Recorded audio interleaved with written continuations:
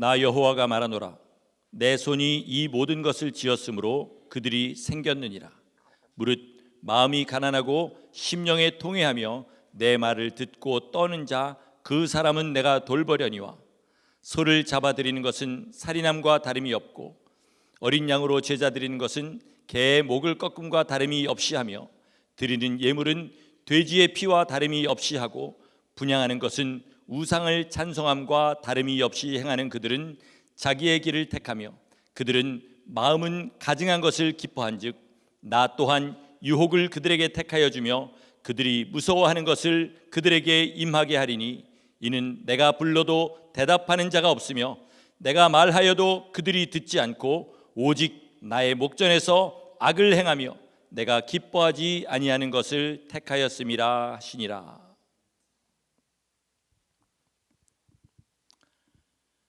우리가 가진 가장 큰 문제는 변하지 않는다는 것입니다. 많은 예배를 드렸습니다. 말씀을 여러 번 성경을 통독할 만큼 그렇게 읽었습니다. 설교는 수천 편을 들었습니다. 그런데 정작 변화는 미미합니다. 이게 우리의 가장 큰 문제입니다. 나는 변했다고 생각하시는 분들이 있을지 모르겠습니다. 그런데 그렇지 않다라는 증거가 우리와 그리고 많은 사람들에게 있습니다.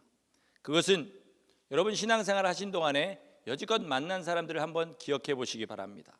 그리고 정말 변한 사람이 있는지. 저는 미국 가서 25년 동안 그래도 열심히 한다는 교회만 그렇게 출석을 했습니다.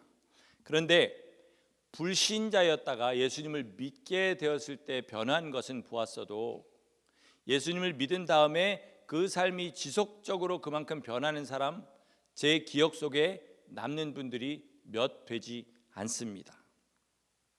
날이 갈수록 저분은 주님의 형상을 닮아간다, 이런 분들이 얼마 되지 않는다는 거죠.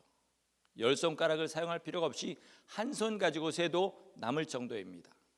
우리 교회 개척하고 이제 4년 그리고 5년째에 접어들어 가는데 그 사이에 눈에 띄게 변한 사람은 두세 사람에 불과합니다. 그 두세 사람 중에 한 사람이 나다 이렇게 생각하시면 답이 안 나옵니다. 그런 생각은 하지 마시기 바랍니다. 여러분, 뭔가 마음의 자세를 바꾸지 않으면요, 앞으로 4년 뒤에도 여러분은 이 모습 이대로 변하지 않을 것이고 25년이 지난 후에도 그 모습 그대로 살 그런 가능성이 많다는 것을 여러분 심령의 경고로 받으시기를 바랍니다. 많은 사람들이요, 그러다 보니까 안 변하는 것을 당연한 것으로 여깁니다. 거듭났으면 거기서 다 됐다고 생각하는데 그게 아니고 성경은 뭐냐면 믿는 자는 끊임없이 예수 그리스도의 형상을 입어야 된다, 이렇게 말합니다. 그러니까 예수님이 함께 하시는데 안 변하는 게 비정상이라는 얘기입니다. 그러다 보니까 사람들이 변하지 않다 보니까 기성교회들로부터 시작해서 이단들에 이르기까지 열매 없는 삶이 당연한 것이라는 그런 신학들을 계속해서 만들어내고요, 어떻게든 사람들을 그렇게 이해를 시키려고 하는데 다 새빨간 거짓말이라는 것을 아시기 바랍니다. 어떻게 해야 되냐면 날마다 회개해야 됩니다. 성경을 읽고 깨닫고 그리고 내 삶을 변화시키는 것, 그것이 바로 신앙생활입니다. 제가 박한수 목사님 집회 끝난 다음에 강하게 든 생각이 있었습니다. 그것은 설교 참 잘한다. 저랑 박한수 목사님이랑 동갑이라는 사실 믿어지십니까? 저하고 60일 차이밖에 안 납니다. 그런데 삼촌이라고 부르고 싶더라고요. 목회 경험이나 이런 것들, 설교단에서 그렇게 설교하시는 모습이나 그 깊이나 그런데 그 말씀을 들으면서 무슨 생각을 했냐면 이 좋은 말씀을 듣고 과연 우리 교인 중에 몇 사람이나 변할까, 이 생각을 하게 되었습니다. 그래서 목사님 집회 끝나고 성도들 만날 때마다 이렇게 질문들을 던지기 시작했어요. 어땠습니까? 집회 어땠습니까? 그럼 다들 좋았습니다, 은혜 많이 받았습니다, 이렇게 대답하시더라고요. 그래서 거기다가 한 가지 질문을 덧붙였어요. 그럼 앞으로 어떻게 살기를 각오하셨습니까? 이렇게 물어봤죠. 모든 사람들이 다 좋은 대답을 해요. 많은 분들이. 그런데 한 분도 빠짐없이 공통적인 것이 있었는데 그건 뭐냐면 박한수 목사님 집회가 아니었다 할지라도 얼마든지 할 수 있는 대답이었다는 겁니다. 그러니까 3일 내내 말씀을 들었는데 그 말씀에서 구체적으로 어떻게 살아야겠다는 그런 각오가 없는 거죠.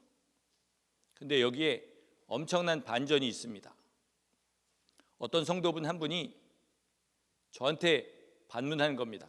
그럼 목사님은 뭘 각오하셨습니까? 감히 그렇게 물어보시더라고요. 그런데 저도 대답이 똑같은 거예요. 구체적인 각오가 하나도 없는 겁니다. 말씀을 저도 열심히 듣고 제가 각오한 거라면 나도 저렇게 언젠가는 설교를 하도록 열심히 해야겠다, 이 생각 빼고는 한 게 없는 거죠. 이게 우리의 결정적인 문제구나, 변하지 않는 가장 결정적인 이유구나, 이것을 깨달은 거죠.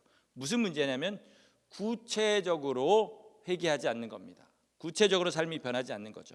그래서 제가 지난주에 박보영 목사님이 설교하실 때 마음을 전혀 다른 마음 한 가지를 먹고 말씀을 들었습니다. 그 말씀 뭐냐면 내가 오늘 박 목사님이 전하는 말씀 중에 한 가지 내가 일주일 동안 정말 붙잡고 순종할 말씀을 찾겠다, 그 마음 하나 가지고 진짜 들었습니다. 그런데 여지껏 설교에서는 한 번도 경험해보지 못한 것을 경험했는데 뭐냐면 설교자와 저 사이에 통로가 생기는 겁니다.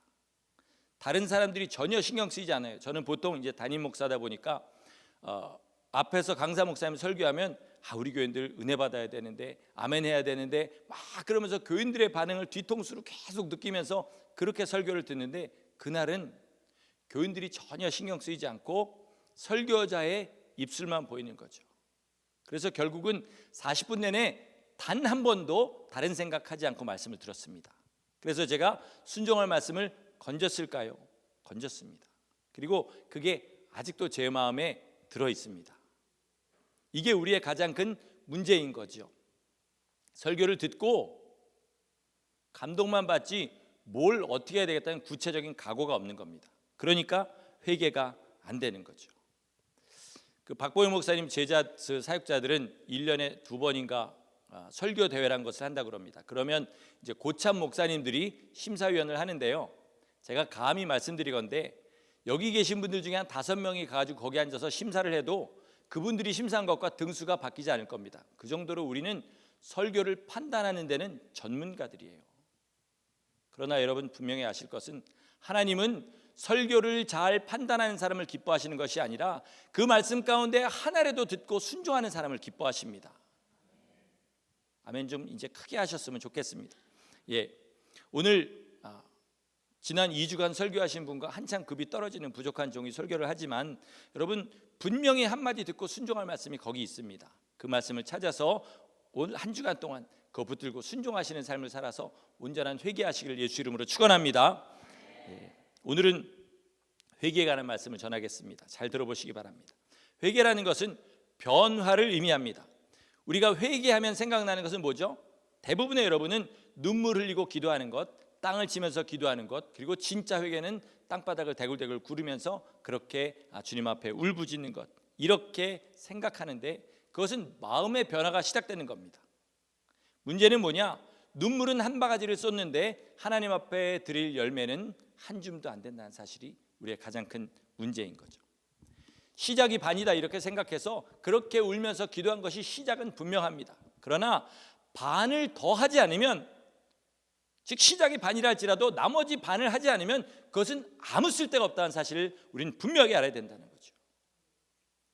신학교에 가면 특별히 이런 부류의 분들이 참 많이 있습니다. 그건 뭐냐면 다 마치지 않은 상태로, 그리고 그 상태에 학적부에만 올라가 있는 사람들이 굉장히 많습니다. 왜 그런지는 뭐 잘 아시겠죠. 학위에 따라서 석사학위가 48학점에서 93학점까지 들어야 되는데요. 어떤 사람은 한 처음 2과목 정도 듣고 거기서 그만둔 사람도 있고요. 중간쯤 하다가 그만둔 사람도 있고, 그리고 마지막 몇 과목 안 남겨놓고 거기서 스톱돼 있는 사람들도 있습니다. 그런데 한 과목 듣고 그만둔 사람이나 마지막 한 과목 남겨놓고 그만둔 사람이나 그 나머지를 채우지 않으면요, 대우는 똑같습니다. 아무것도 안 한 거나 똑같이 취급을 받는 거죠. 많이 울고 뿌듯해 하시는 분들이 참 많습니다. 오늘 막 울고불고 기도했더니 마음이 시원하다. 마음만 시원하면 뭐합니까? 삶이 안 변하는데. 하나님이 그 여러분의 마음의 시원함을 위해서 예수 그리스도께서 십자가에 못 박혀 돌아가셨습니까? 아니지요. 그 피로 씻음 받고 삶을 고치라고 그렇게 하셨으면, 그 피로 씻음 받고 회개했으면 그 다음에 나가서 사셔야 되는 겁니다. 이게 없으면 회개가 아니라는 겁니다. 그래서 성경에는 두 아들의 이야기가 나옵니다. 한 아들은 밭에 나가서 일을 하라고 그랬더니 시원하게 내 아버지 나가서 일하겠습니다 이렇게 대답했고요. 한 아들은 나가서 일 좀 하라고 그랬더니 전 못하겠습니다 이렇게 감히 아버지에게 대들었습니다. 아버지는 이 대답을 들을 때 누구를 더 좋아했을까요? 당연히 네 하겠습니다 라고 대답한 아들이죠. 그런데 막상 밭에 나가보니까 일하는 놈은 첫째가 아니라 둘째였다는 사실입니다. 그러면 아버지께서 첫째에게는 오히려 더 큰 배신감을 가졌을 거고, 둘째는 이 아이가 마음을 돌이켜서 이렇게 나를 섬기는구나 라고 생각했을 겁니다. 이게 주님께서 하신 말씀이라는 사실을 잘 기억하시기 바랍니다. 여러분, 성전에서 모습은 다 얼마든지 아름답게 꾸밀 수 있습니다. 울려고 하면 눈물이 막 저절로 나온 사람들도 있어요. 그렇게 눈물 흘리는 것이 자연스러운 분들도 있습니다. 예수님 생각만 막 눈물이 난다고 그래요. 근데 중요한 건 뭡니까? 세상에 나가서 예수님 생각하셔야죠. 내 삶에서 예수님이 뭘 원하시는지 생각하셔야죠. 그리고 거기서 눈물 한 방울 흘리지 않다 할지라도 회개하고 순종하는 사람이 주님의 사람이지, 눈물을 자유자재로 흘린 사람이 주님의 사람은 아니라는 겁니다. 여기에 착각하지 마시기 바랍니다. 많은 사람들이 도둑놈 심보로 예수님 믿습니다.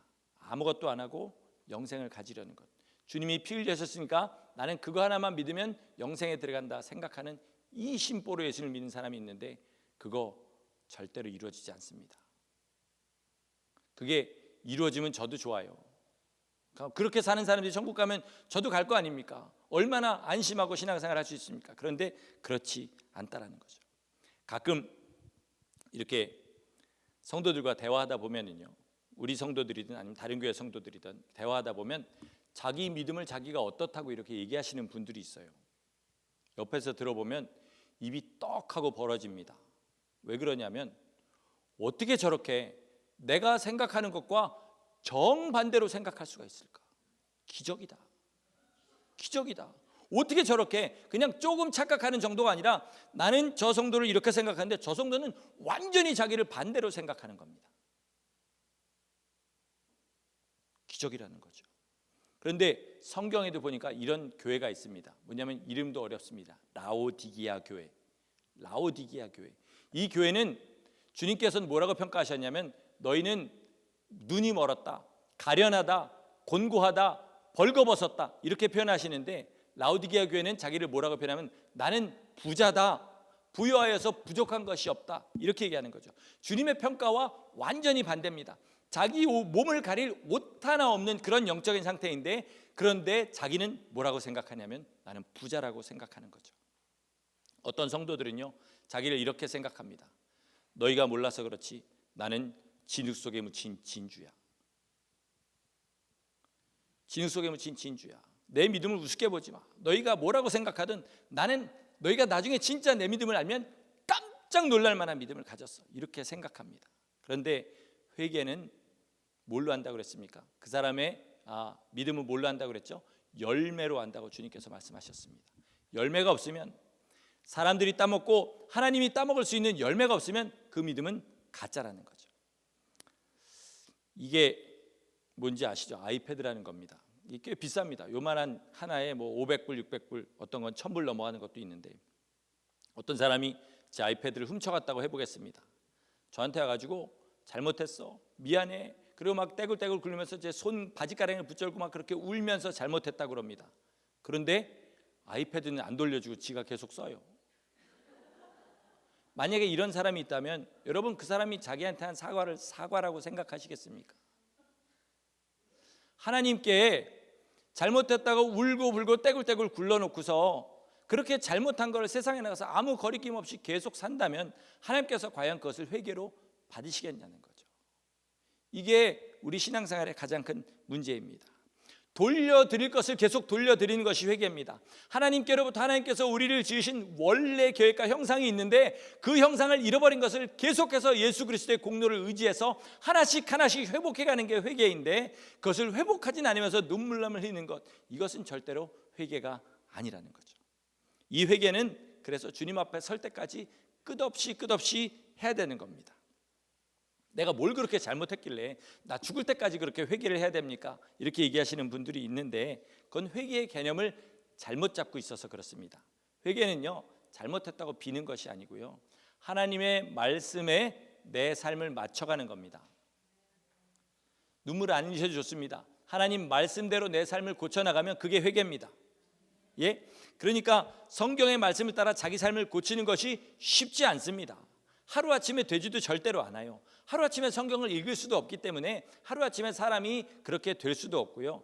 그리고 우리가 죽을 때까지 아무리 용을 써도 성경 말씀대로 다 살 수 있는 사람은 별로 없습니다. 없습니다. 그런데 왜 자꾸 회개하라고 그러시냐? 왜 자꾸 주님의 말씀대로 살려고 그러시냐? 그것은 우리는 지옥 가지 않고 천국에 가려고 주님을 믿는데, 천국에 가는 오직 한 가지 길은 주님의 손을 꼭 붙잡는 거, 주님의 은혜를 꼭 붙잡는 건데, 이게 마음만 가지고 되는 것이 아니기 때문에 그렇습니다. 간절하게 주님의 손을 붙잡을 그 내 마음이 있어야 그것이 가능하기 때문에 그런 거죠. 여러분, 오늘 본문의 내용을 한번 보시면 제가 굉장히 일부러 좀 무섭게 읽었는데 진짜 무서운 내용 아닙니까? 주님이 뭐라 그러시냐면, 제사는 뭐 하려고 드리니? 와서 나한테 소를 잡아서 그렇게 자기 죄를 고하고 씻음받고 바로 나가자마자 다시 죄질 거면 뭐 하려고 제사 드리니? 죄 지으면서도 전혀 마음에 아무런 가책도 없을 거면 뭐 하려고 제사 드리니? 양을 잡으나 개의 목을 꺾으나 뭐가 다르니? 너희가 나한테 예물이라고 가져오는 게 있는데 그 가증한 마음을 전혀 고치지 않고 드리면 그 예물을 드리나 내가 가장 가증하게 여기는 돼지의 피를 드리나 뭐가 다르니? 나한테 분향할 때, 나한테 기도할 때 세상 우상들에게나 구하는 그런 것들 똑같이 구할 거면 뭐 하려고 내 앞에 나와서 분향하니? 이게 주님의 말씀인 겁니다. 그러니까 제사 안 드리니만 못하다는 거죠. 그러나 어떤 사람은요, 제사 드릴 때 분명한 마음을 가지고 제사를 드립니다. 뭐냐면, 주님, 나는 죄인입니다. 주님 뜻대로 살아보려고 힘을 썼는데 안 돼서 이런 죄를 구체적으로 주님 앞에 고하고 대신에 죄값으로 이 소를 바칩니다. 이 양을 바칩니다. 이러는 사람들인 거죠. 이 사람들은 뭐냐면, 주님의 은혜를 힘입을 수 있는 마음의 손이 있는 겁니다. 주께서 은혜 베푸시라고 뻗으신 그 손을 잡을 수 있는 손이 그 마음에 있는 거예요. 우리도 마찬가지입니다. 죄를 편안하게 짓는 사람은, 자기가 죄를 지면서도 죄라고 인정도 안 되는 사람은, 누가 성경과 자기의 삶이 다르다고 그래도 전혀 바꿀 생각도 안 하고 뭐 자기나 이래 살 것이 남의 일에 신경 쓰냐, 이러는 사람은 주님의 은혜를 죽어도 잡을 길이 없습니다.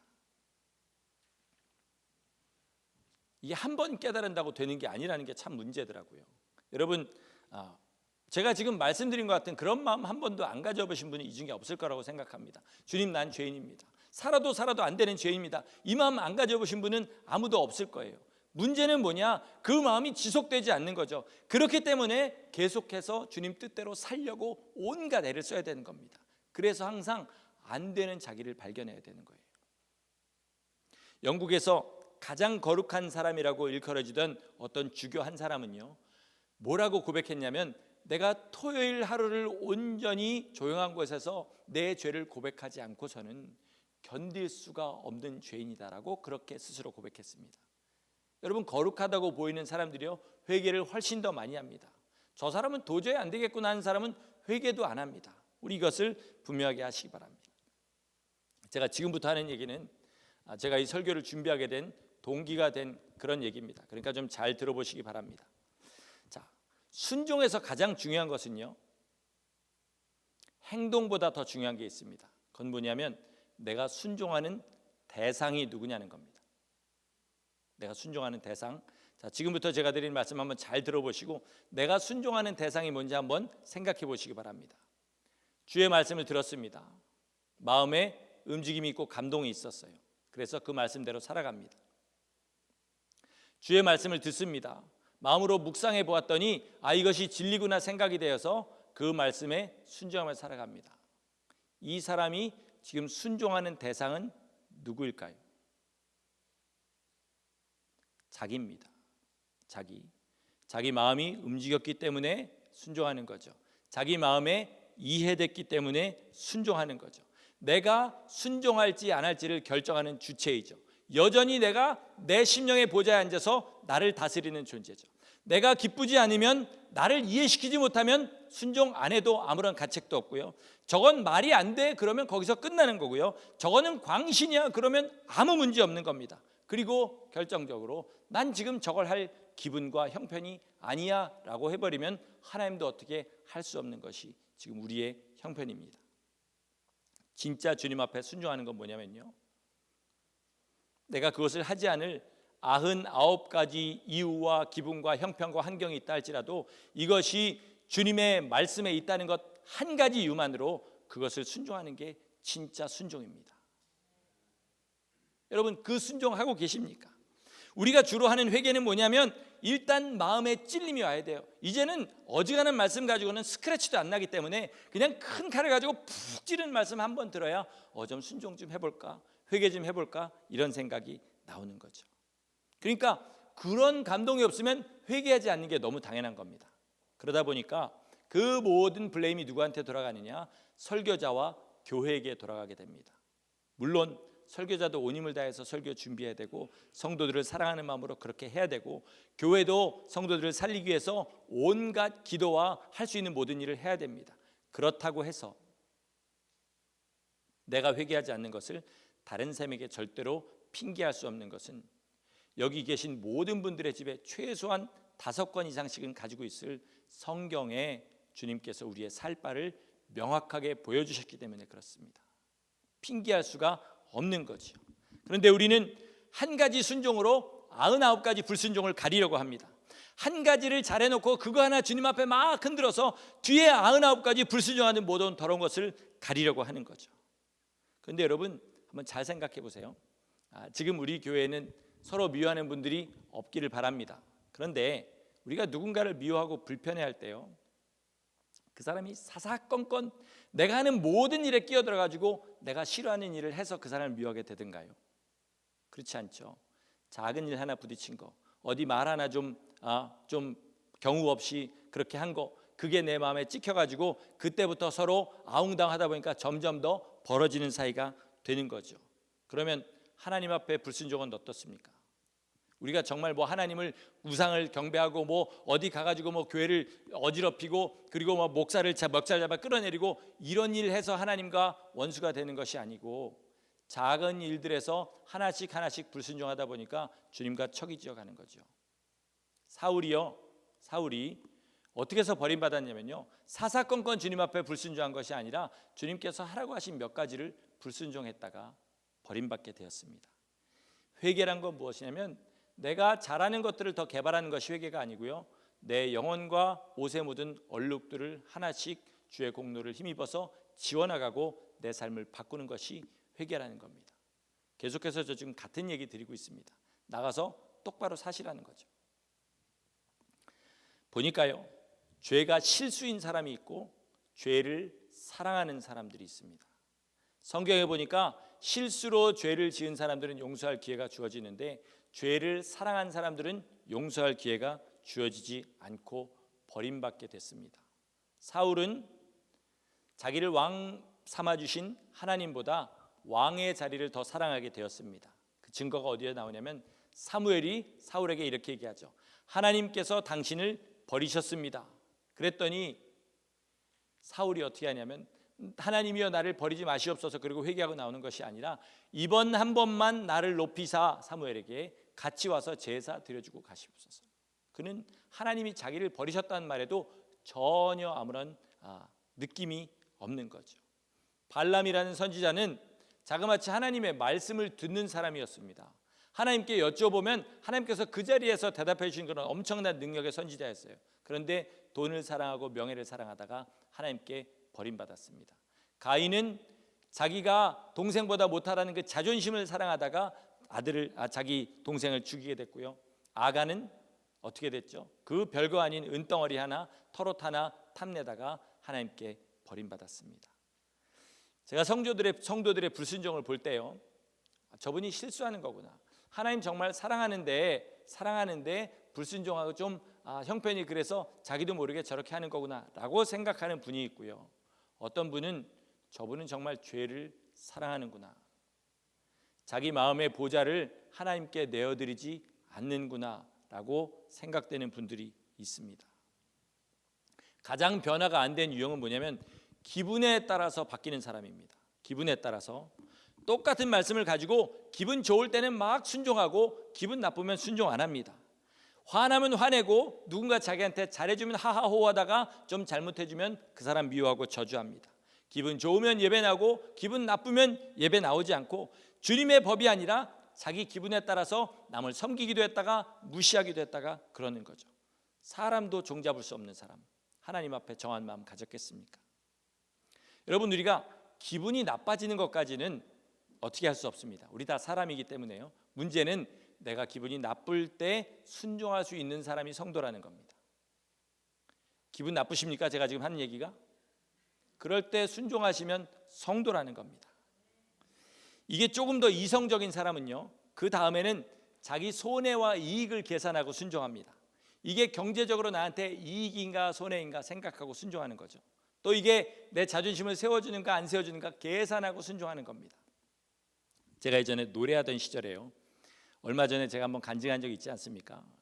밤낮 녹이 쉬어가지고 사람들이 쟤는 왜 유학 간지 모르겠다 그래서 하나님 앞에 기도하고 큰 콩쿠르를 나가가지고 이 사람들 못 올라가는 데까지만 올라가게 해주세요. 그랬다 거기까지 올라갔는데 문제는 상금이 꽤 많았다는 겁니다. 수천 불을 받았어요. 그래서 그 다음에는 무슨 마음을 먹었냐면 올 한 해는 내가 콩쿠르 상금으로 가게에 좀 보탬이 되는 삶을 살겠다, 이렇게 마음을 먹었습니다. 그리고 1월 달에 하는 컴피티션이 있어, 콩쿠르이 있어서 나갔어요. 그리고 덜컥 상금을 또 큰 상금을 받았습니다. 그때 제가 마음에 그래, 이거를 하나님 앞에 다 드리자. 그러면 올 한 해 나머지 콩쿠르는 다 먹는 거야, 이 생각을 하고 와이프랑 상의하고 그 돈을 드렸습니다. 그리고 그 상금이 그 해 마지막 상금이 되었습니다. 계산하면 안 돼요. 제가 오늘 아침 일부 예배에 이 말을 한 게 그날 이후로 처음으로 저희 안에 듣는 데서 그 말을 한 겁니다. 얼마나 부끄러웠는지요. 하나님 앞에 계산했더니 이게 계산대로 되지 않았구나. 여러분, 하나님 앞에 진짜 부끄러운 게 뭔지 아십니까? 세상을 사랑하는 것을 주님의 말씀을 이용해서 이루려고 하는 사람들, 이 사람들 정말로 부끄럽고 불쌍한 사람들입니다. 그런데 그렇게 했다 할지라도 하나님의 말씀에 약속되어 있는 것을 바라고 순종하는 것은 언제 증명이 되냐면 손해 날 때에 순종할 수 있는 사람, 이 사람이 정말로 주의 약속을 믿고 순종하는 사람인 거죠. 여러분, 그런 사람 되시기 바랍니다. 손해 날 때 순종할 수 있기를 바랍니다. 이건 분명히 밑 빠진 독에 물 붓기야. 내가 해도 난 경제적으로 손해고 시간적으로 손해고 내 삶에 나아질 것이 아무것도 없어라고 생각하는 그것에 자기 삶을 바칠 수 있는 사람, 그 사람을 하나님께서 보신다는 거죠. 그런 사람을 성경에서 보라는 무너진 성벽을 보수하는 사람이다, 이렇게 얘기합니다. 그 다음에 좀 더 나은 사람은 자기한테 이해된 것을 순종하는 사람입니다. 그러니까 이해되지 않는 것은 순종하지 않고 이해된 것은 순종하는 사람이죠. 여기에 치명적인 약점이 있습니다. 그건 뭐냐면 그 명령을 내리신 분과 그 명령을 순종하는 우리 사이에 있는 IQ의 차이, 능력의 차이. 하나님을 이해한 다음에 하나님의 말씀을 순종하겠다, 이것은 망발입니다. 망발. 내가 뭔데 하나님을 이해합니까? 내가 몇십 년을 어떻게 살았다고 천지를 주신 하나님을 이해할 수가 있겠습니까? 그래서 예전에 제가 아주 명언을 하나 남긴 것이 기억에 남는데 뭐냐면 선순종 후이해. 보통은 다 선이해 후순종하는 거죠. 이런 사람들은 죽을 때까지 하나님 앞에 회개다운 회개 해보지 못하고 죽습니다. 그러나 선순종한 후에 이해하는 사람, 이 사람이 진짜 하나님 뜻대로 사는 사람, 하나님 뜻대로 순종하는 사람입니다. 선순종하고 후 이해하시기를 예수 이름으로 축원합니다. 이 다음부터는 좀 복잡해집니다. 뭐냐면 우리 교회에 좀 많이 있는 부류라고 생각돼요. 뭐냐면 자기를 높이려고 순종하는 사람입니다. 자기를 높이려고 순종해놓고 최소한 자기라도 만족하려고 그렇게 순종하는 사람이죠. 별거 다 합니다. 기도도 정말 열심히 하고요. 순종할 거 다 순종하고 40일 금식도 하고요. 그것도 몇 번 하고요. 그렇게 합니다. 근데 40일 금식 몇 번 하고 명함에 이렇게 써갖고 다니죠. 누구누구 목사 40일 금식 3회 이렇게 써가지고 다니시는 분이 실제로 있습니다. 이런 사람들은 주님 뜻대로 사는 사람들과 보면 다를 때가 별로 없습니다. 똑같이 주님 뜻대로 사는 것 같아요. 어디서 차이가 나느냐? 열매에서 차이가 납니다. 열매에서 주님 뜻대로 순종해서 그렇게 회개한 사람들은 주위에 예수 믿는 사람들이 점점 늘어납니다. 그 사람 때문에 하나님을 만난 사람들이 늘어나고요. 그 사람 때문에 종다운 종으로 성장한 사람들이 늘어납니다. 그렇지 않고 자기를 높이려고 하는 사람들은 독야청청입니다. 주위에 누구도 심지어 가족도 예수님을 잘 믿지 않게 되는 그런 사람인데 혼자만 독야청청하고 점점 더 높아지는 그런 삶을 살게 되는 거죠. 여러분, 열매로 그 나무를 알아본다고 그랬습니다. 내가 누군지 잘 모르겠거든 내 주위에 맺히는 열매를 한번 보시기 바랍니다. 얼마 전에 만날 때 10년 전에 만날 때 불신자였던 사람이 아직도 불신자로 남아있고, 내 자식들이 아직도 예수님을 잘 모르는 사람은 남아있고, 심지어 내 배우자조차도 주님을 잘 모르는 사람으로 계속해서 남아있다면 그것이 내 열매라는 것을 깨닫고, 복은 뭐냐? 아직도 회개할 기회가 남아있다는 것입니다. 내가 도대체 뭘 잘못했길래 이렇게 되느냐라고 생각하는 거죠. 그렇게 될 때예요, 우리가 온전히 회개할 때 심지어 땅도 변합니다. 땅도 변합니다. 제가 지난 월요일 날 김철기 선교사님이라는 분을 만났습니다. 제가 새벽 기도에도 한번 써서 올린 적이 있죠. 그분을 만날 때도 똑같은 마음으로 그분을 계속 쳐다보면서 오늘 저분 입에서 나오는 한마디를 듣겠다라고 생각하고 계속 들었어요.